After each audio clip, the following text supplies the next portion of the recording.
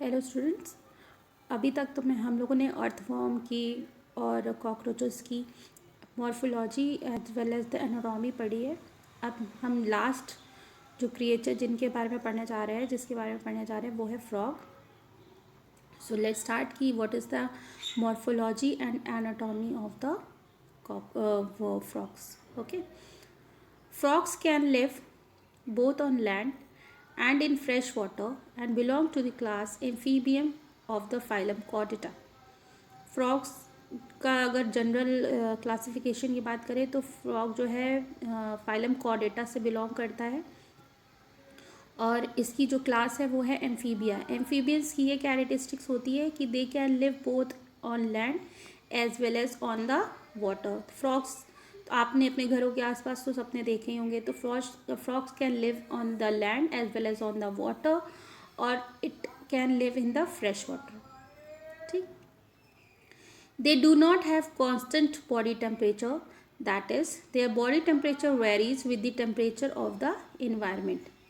इनका जो body temperature होता है वो कांस्टेंट नहीं होता है, चेंज होता रहता है इन्वायरमेंट के according. Such animals are called cold blooded और पोयोकिलोथर्म्स। ये जो एनिमल्स हैं इनको ये कोल्ड ब्लडेड एनिमल्स कहलाए जाते हैं। You might have also noticed changes in the color of the frogs while they are in the grass and on the dry land. Colours जो फ्रॉग्स होते हैं वो कॉमोफ्लेज भी शो करते हैं। कॉमोफ्लेज एक तरीके की ऐसी कैरेक्टरिस्टिक होती है जिसमें जो ऑर्गेनिज्म होता है वो अपने आप को इन्वायरमेंट के अकॉर्डिंग अपने बॉडी के कलर्स को चेंज कर लेता है या पैटर्न को चेंज कर लेता है। ठीक है, तो जो फ्रॉग्स होते हैं जब वो ड्राई एरियाज़ में रहते हैं तो उनका कलर दूसरा होता है और जब वो वाटर में रहते हैं तो उनका कलर जो होता है, बॉडी का कलर जो होता है वो दूसरा हो जाता है। यानी कि वो अपनी एनवायरनमेंट के अकॉर्डिंग अपना कलर चेंज करते रहते हैं। They have the ability to change the colour to hide them from their enemies. ठीक है, जैसा I have told you camouflage. ठीक, the protective colouration is called the mimicry. You may also know that frogs are not seen during the peak summers and the winters.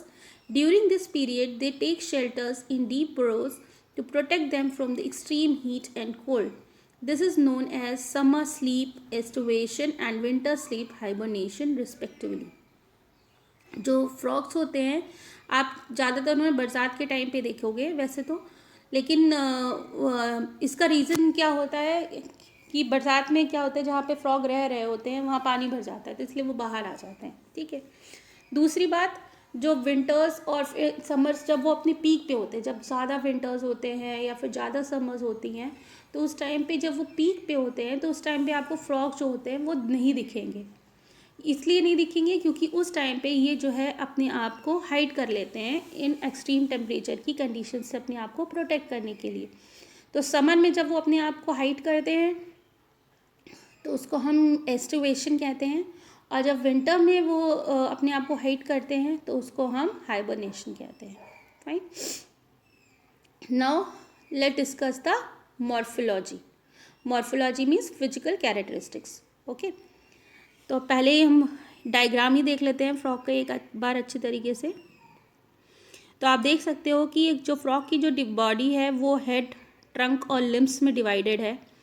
Head region है, trunk reason है and hind limbs हैं और four limbs हैं। इसके four के दो आगे वाले जो होते हैं उनको फोर लिम्स कहते हैं और जो पीछे वाले पैर होते हैं उनको हिंड लिम्स कहते हैं। आइज़ हैं और हेड है। ठीक है, तो this is the morphological study that you can see about the frog.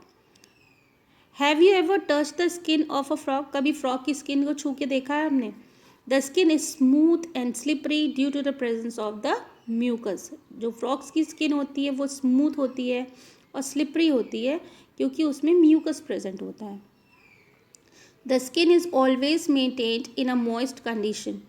The colour of the dorsal side of the body is generally olive green with the dark irregular spots. जो skin होती है इनकी जो है वो moist condition में अपने आप को मॉइस्ट मेंटेन रहती है इनकी हमेशा। जो कलर होता है उनकी डॉर्सल बॉडी का वो जनरली ऑलिव ग्रीन कलर का होता है और उनमें छोटे छोटे से इरेगुलर मतलब अलग अलग तरीके से छितरे हुए से स्पॉट्स पड़े रहते हैं। जबकि जो उनका ऊपर का हिस्सा होता है यानी कि वेंट्रल साइड होती है, सॉरी नीचे की जो साइड होती है वो पेल येलो कलर की होती है। ऊपर की साइड में जो होती है वो ऑलिव ग्रीन कलर की होती है और नीचे की जो साइड होती है वेंट्रल साइड उसको हम वो पेल कलर की होती है। The frog never drinks water but absorb it through the skin. जो फ्रॉग होता है वो कभी भी पानी को पीता नहीं है बल्कि उस पानी को एब्जॉर्ब करता है अपनी स्किन के through. Body of a frog is divisible into head trunk. जो बॉडी होती है वो फ्रॉग की दो भागों में विभाजित होती है, एक हेड रीजन और दूसरा trunk region. A neck and a tail are absent. जो उसकी नेक और जो टेल होती है वो कैसी होती है, वो एब्सेंट होती है। About the mouth a pair of nostril is present. जो उसकी माउथ होती है उसमें जो माउथ होता है उसके माउथ के ऊपर जो है उसकी दो नॉस्ट्रल्स प्रेजेंट होती है, नॉस्ट्रल्स के होल्स प्रेजेंट होते हैं। Eyes are burst and covered by a nictitating membrane that protects them while in the water. जो इनकी आइज़ होती है वो burst out, थोड़ी सी बाहर से निकली सी होती हैं और वो एक मेम्ब्रेन के कवर के अराउंड कवर होती हैं जो कि उनको पानी में उनकी आइज़ को पानी से बचाती हैं। Fine. On either side of eyes, a membranous tympanum that ear receive the sound signals. जो उनकी आइज़ के दोनों तरफ जो है एक मेम्ब्रेन टाइप की प्रेजेंट होती है, उसको हम टिम्पैनियम कहते हैं, वो ईयर का काम करती है। इसका काम होता है साउंड सिग्नल्स को रिसीव करना। The four limbs and the hind limbs helps in the swimming. जो फ्रॉग के जो फोर लिम्स होते हैं, आगे वाले जो पैर होते हैं और जो पीछे वाले हिंड लिम्स होते हैं वो थोड़े बड़े होते हैं, वो उसको स्विमिंग में फ्रॉग को हेल्प करते हैं। वॉकिंग, लीपिंग एंड बोरोइंग, कूदने में, हॉपिंग में, खोदने में उन पे हेल्प करते हैं। The hind limbs end in 5 digits and they are larger and muscular than four limbs that end in 4 digits. जो उनका हिंड लिम्स होते हैं उसमें 5 पंजे टाइप के निकले रहते हैं। ये ज़्यादा लार्जर होती है और मस्कुलर होती है except as compare to the four limbs जिसमें 4 डिजिट्स ही प्रेजेंट होती हैं। फीट है web digits that help in swimming. इनकी जो फीट होती है उसमें वेब काइंड ऑफ स्ट्रक्चर होता है, मतलब दो पंजों के बीच में जो होती है वो एक मेम्ब्रेन टाइप की खाल टाइप की रहती है प्रेजेंट, तो इनका वेब टाइप का स्ट्रक्चर होता है। ये वेब टाइप का स्ट्रक्चर आप डक में भी देखोगे। तो जितने भी स्विमिंग वाले एनिमल्स होते हैं ना, जो लैंड में भी चल लेते हैं, उसमें भी उनका वेब फीट होती है जो कि उनको स्विमिंग में हेल्प करती है। Frogs exhibit sexual dimorphism. Male frog can be distinguished by the presence of sound producing vocal sac and also a copulatory pad on the first digit of the forelimb which are absent in the female frogs.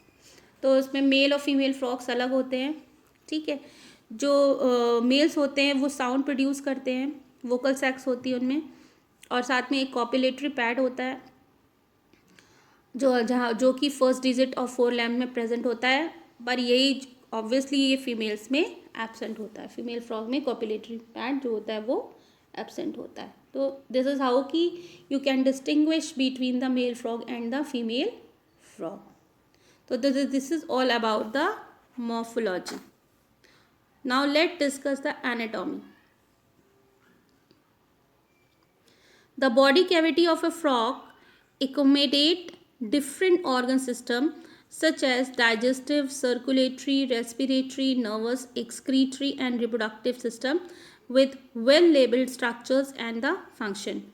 जो frogs होती हैं उनकी जो body और में different organ system present होते हैं, जैसे कि डाइजेस्टिव सिस्टम भी प्रेजेंट है, सर्कुलेटरी सिस्टम भी प्रेजेंट है, रेस्पिरेटरी भी है, नर्वस है, एक्सक्रीटरी है, रिप्रोडक्टिव सिस्टम भी प्रेजेंट है, जो कि वेल डिफाइंड स्ट्रक्चर होते हैं, उनका अपना अच्छे सा स्पेसिफिक फंक्शन होता है। The digestive system consist of alimentary canal and the digestive glands. जो उनका डाइजेस्टिव सिस्टम होता है, अब यहाँ से सारे सिस्टम्स के बारे में डिस्कशन स्टार्ट हो रहा है। तो पहला सिस्टम आ रहा है डाइजेस्टिव सिस्टम फ्रॉग्स का। तो जो डाइजेस्टिव सिस्टम होते हैं फ्रॉग्स के, उसमें एक एलिमेंट्री कैनाल प्रेजेंट होती हैं और साथ में डाइजेस्टिव ग्लैंड्स प्रेजेंट होते हैं। The alimentary canal is short because Frogs are carnivores and hence the length of intestines is reduced. जो इनकी एलिमेंट्री कैनाल होती है वो छोटी होती है. क्यों? क्योंकि जो फ्रॉग्स होते हैं वो कार्निवोर्स होते हैं. कार्निवोर्स यानी कि दे आर नॉन वेजिटेरियंस कह सकते हैं. ठीक है, they depend on others for their food. तो ये कार्निवोर्स होते हैं और इसी वजह से जो इनकी जो इंटेस्टाइन होती है वो छोटी हो जाती है, रिड्यूस हो जाती है. The mouth opens into the buccal cavity that leads to the oesophagus through the pharynx. जो इनकी जो माउथ होता है वो माउथ जो होता है वो उस बक्कल कैविटी से होता हुआ ईसोफेगस के थ्रू फेरेनिक्स में खुलता है. Oesophagus is a short tube that opens into the stomach which in turn continues as a intestine, rectum and finally opens outside by the cloaca. जो ईसोफेगस होती है वो एक शॉर्ट ट्यूब होती है जो कि स्टमक में जाके ओपन होती है. देख सकते हो आप oesophagus, it is a short tube which opens into the stomach. Then the stomach is connected to the intestine, then rectum, then the cloacal aperture. ठीक. Liver secretes biles that is stored in the gall bladder.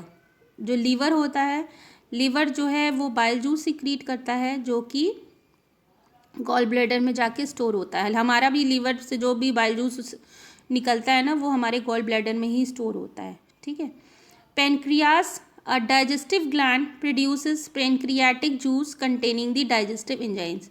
जो pancreas होती हैं एक तरीके का digestive gland है जो कि पेनक्रियाटिक जूसेस को सिक्रीट करती हैं जिसमें डाइजेस्टिव एंजाइम्स प्रेजेंट होते हैं. Food is captured by the bilobed tongue. जो फ्रॉग होते हैं उसकी आपने जीभ देखी होगी, खूब लंबी सी होती है. तो वो खाना कैसे करते हैं, अपना बाहर निकालते हैं, खाना उसमें आके चिपक जाता है मैग्नेट की तरह. ठीक, इंसेक्ट्स खाते हैं ना.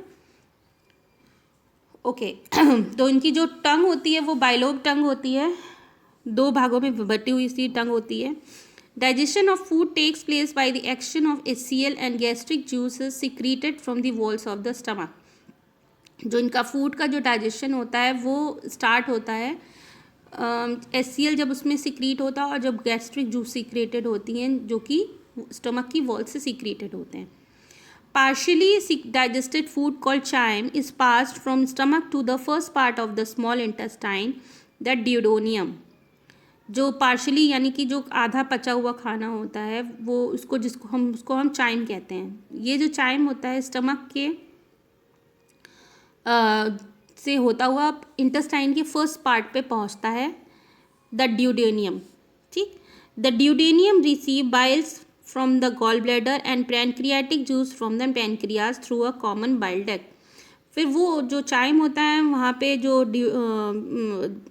वो ड्यूडेनियम में आ जाता है. तो जो ड्यूडेनियम जो होती है उसमें फिर गॉल ब्लैडर जो है बाइल जूस सेंड करता है और जो पेनक्रियाज जो होते हैं वो पेनक्रियाटिक जूस सेंड करती हैं ताकि फर्दर की डाइजेशन की प्रोसेस हो सके.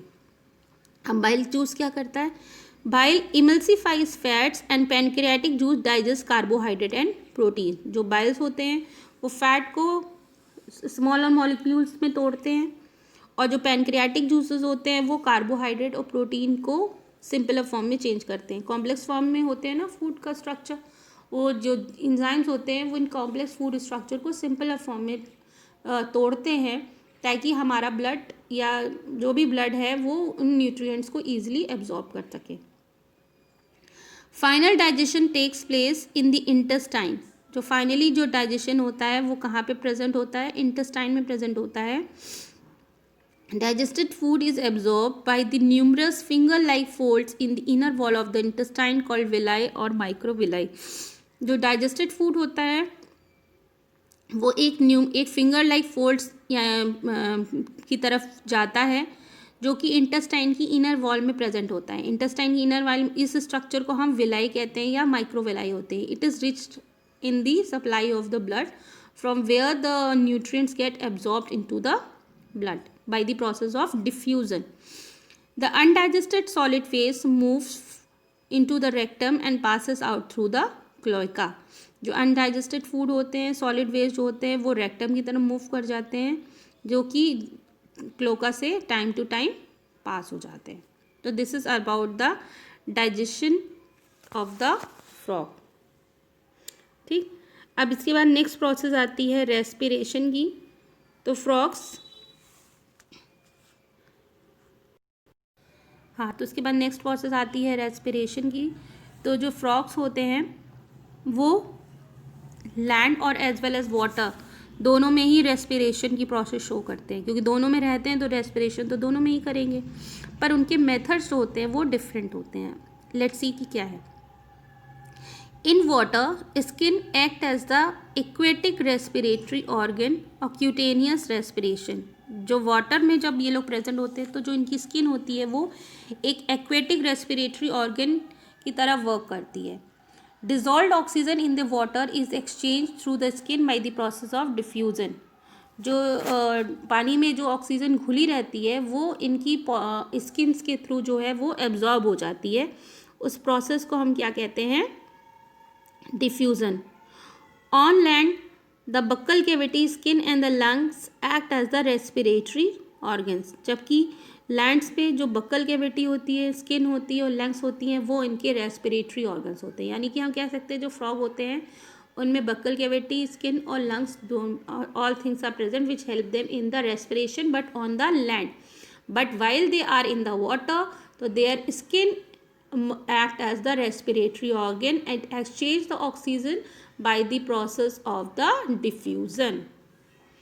The respiration by lungs is called the pulmonary respiration. जब respiration जो होता है lungs के थ्रू होता है तो उसको हम pulmonary respiration बोलते हैं। The lungs are a pair of elongated pink color sac-like structure present in the upper part of the trunk region. जो इनके lungs होते हैं वो पेयर्ड फॉर्म में होते हैं, यानी कि ये 2 पेयर प्रेजेंट होते हैं, ये पिंक कलर के होते हैं और ये इनका स्ट्रक्चर जो होता है वो सैक लाइक होता है। सैक मैंने बताया था ना, झोला टाइप का स्ट्रक्चर होता है, फूला फूला सा। और ये ट्रंक के अपर पार्ट यानी कि थॉरेक्स रीजन के में ही लगभग वहाँ पे ही प्रेजेंट होते हैं। The air enters through the nostril into the buccal cavity and then to the lungs and during aestivation and hibernation gases exchange takes place through the skin. जो एयर होती है वो नॉस्ट्रल्स के थ्रू बक्कल कैविटी में जाती है और buccal cavity से लंग्स में जाती है और सेम पैसेज से वापस भी आती है।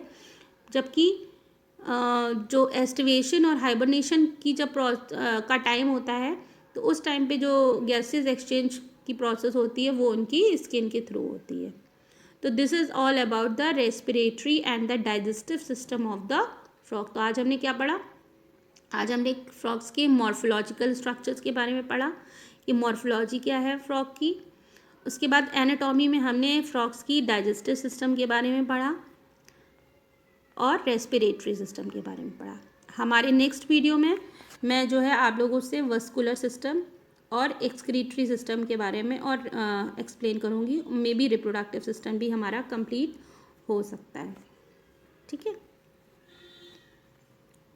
तो एक बार देख लीजिए इसको ध्यान से। मॉर्फोलॉजी, हेड, ट्रंक 2 भागों में विभाजित है। 4 लिम्स और हेड लिम्स प्रेजेंट है। हेड है, आइज प्रेजेंट है। आइज के अराउंड जो एक मेम्ब्रेन्स प्रेजेंट होती हैं जो कि उसे वाटर से बचाती हैं। ठीक है, जो इनकी हिंड लिम्स होते हैं वो ज़्यादा मस्कुलर होते हैं और उनमें 5 डिजिट्स प्रेजेंट होती हैं, जबकि जो 4 लिम्ब होते हैं उनमें 4 डिजिट प्रेजेंट होती हैं। ये वेब्ड फीट होती है फ्रॉग्स की जो कि उनको स्विमिंग में हेल्प करती है। एनाटॉमी में जो फ्रॉग्स की जो डाइजेस्टिव सिस्टम होता है वो वेल डेवलप्ड डाइजेस्टिव सिस्टम होता है। एलिमेंट्री कैनाल प्रेजेंट होती है और डाइजेस्टिव ग्लैंड्स प्रेजेंट होते हैं। जो इनकी एलिमेंट्री कैनाल होती है वो शॉर्ट होती है क्योंकि फ्रॉग्स जो होते हैं वो कॉर्निवोर्स होते हैं, जिसकी वजह से इंटेस्टाइन जो होती है वो रिड्यूस हो जाती है। अब इनके स्ट्रक्चर की बात करें तो जो इनका जो माउथ होता है वो बक्कल कैविटी में ओपन होता है, जो कि ईसोफेगस के थ्रू होते हुए फेरेनिक्स के थ्रू होते हुए ईसोफेगस पे पहुंचता है। ईसोफेगस एक शॉर्ट ट्यूब होती है जो कि स्टमक में जाके ओपन होती है। ठीक है, और ये जो स्टमक होता है फिर वो उसमें इंटेस्टाइन, रेक्टम और फाइनली जो है क्लोएका साइट होती है। क्लोएका साइट वो साइट होती है जहाँ से वेस्ट जो होता है फ्रॉग का वो बाहर निकलता है। फ्रॉग्स में लिवर प्रेजेंट होता है जो कि बाइल जूस सिक्रीट करता है और वो बाइल जूस गॉल ब्लैडर में स्टोर्ड होता है। पैनक्रियाज जो होती हैं वो डाइजेस्टिव ग्लैंड है जो कि पैनक्रियाटिक जूस सिक्रीट करते हैं, और पैनक्रियाटिक जूस में डाइजेस्टिव एंजाइम्स होते हैं जो कि कार्बोहाइड्रेट और प्रोटीन को डाइजेस्ट करते हैं। बाइल जूस जो होता है फैट्स को इमल्सीफाई करता है, फैट को तोड़ता है, ठीक है। जो डाइजेस्टेड फूड होता है, जो फाइनल डाइजेशन होता है वो फ्रॉग का इंटेस्टाइन में होता है। यहाँ पे जो डाइजेस्टेड फूड होते हैं वो न्यूमरस फिंगर लाइक स्ट्रक्चर्स यानी कि विलाई के थ्रू जो होते हैं वो एब्जॉर्ब हो जाते हैं, और जो अनडाइजेस्टेड सॉलिड पार्टिकल्स होते हैं वो रेक्टम के थ्रू होते हुए क्लोअका से निकल जाते हैं। फ्रॉग्स में रेस्पिरेशन दो तरीके से होती है, एक स्किन के थ्रू होती है और एक लंग्स के थ्रू होती है। तो स्किन के थ्रू तब होती है जब फ्रॉग्स जो होते हैं वो वाटर में होते हैं या फिर विंटर स्लीप और समर स्लीप में होते हैं, और जो लंग्स के थ्रू होती है जब वो लैंड्स में प्रेजेंट होते हैं, और उस तरीके की रेस्पिरेशन को हम पल्मोनरी रेस्पिरेशन कहते हैं, ठीक। तो this is all about the respiratory and the digestive system of the frog. So in my next video I will discuss the other systems of the frog. Till that time just revise the whole topic and ask if you have any doubts, and make a short note on the your homework is you have to make a short note on the morphology of the frog. Second, make a write down the make a flow chart on the digestive as well as on the respiratory system on the frog, ठीक। This is your homework. Thank you.